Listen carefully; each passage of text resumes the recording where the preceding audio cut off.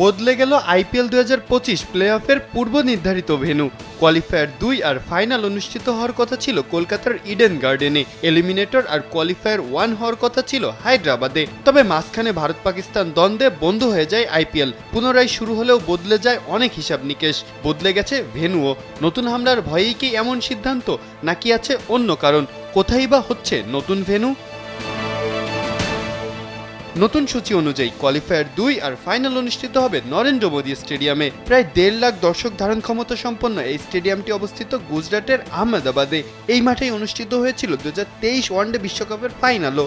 Eliminator আর qualifier 1 অনুষ্ঠিত হবে মুল্লানপুরে। 2024 সাল থেকে পাঞ্জাবের এই মাঠকে নিজেদের হোম গ্রাউন্ড হিসেবে ব্যবহার করছে আইপিএল এর ফ্র্যাঞ্চাইজি ভিত্তিক দল পাঞ্জাব কিংস। স্যান্ডেলিনা সো, রূপচর্চায় আভিজাত্য। প্রশ্ন হচ্ছে, শুধুমাত্র নিরাপত্তার জন্যই কি বদলে গেল প্লে অফের ভেন্যু? উত্তরটা হচ্ছে একদমই না। নিরাপত্তা একটা বড় কারণ হলেও এটি একমাত্র প্রভাবক নয়। দর্শক চাহিদা, বৃষ্টির বাগড়া, আধুনিক সুযোগ সুবিধা, ভারতীয় ক্রিকেট বোর্ডের দীর্ঘমেয়াদী পরিকল্পনা সবই ভূমিকা রেখেছে এই ভেন্যু বদলে। জুন মাসে হবে আইপিএল এর এবারের প্লে অফ। এই সময়টাতে হরহামেশাই বৃষ্টি হয় ভারতে। এই আইপিএলেও বৃষ্টির জন্য পণ্ড হয়েছে বেশ কিছু ম্যাচ। এজন্য মুল্লানপুর স্টেডিয়ামকেই বেছে নিয়েছে আইপিএল কর্তৃপক্ষ, কেননা এর অত্যাধুনিক ড্রেনেজ সিস্টেম মাত্র 25 থেকে 30 মিনিটের মধ্যেই মাঠকে খেলার উপযুক্ত করে তুলতে পারে। এছাড়াও নরম বালুর বদলে এই স্টেডিয়ামে ব্যবহার করা হয় কম্প্রেসড বালু, যা শোষণ ক্ষমতা বাড়িয়ে দেয় আরও বেশি। 33,000 ধারণ ক্ষমতা সম্পন্ন এই স্টেডিয়ামটা নয়নাভিরামও বটে।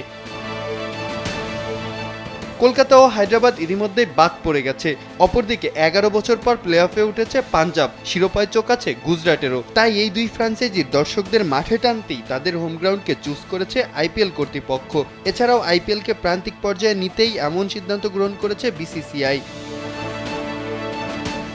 নিরাপত্তা ইস্যু, দর্শক চাহিদা, বৃষ্টির বাগড়া থেকে বাঁচা আইপিএলকে আরও ছড়িয়ে দিতে ভেন্যু বদলের এমন সিদ্ধান্তই শেষমেশ গ্রহণ করেছে ভারত। মাহফুজ আহমেদ, কালবেলা।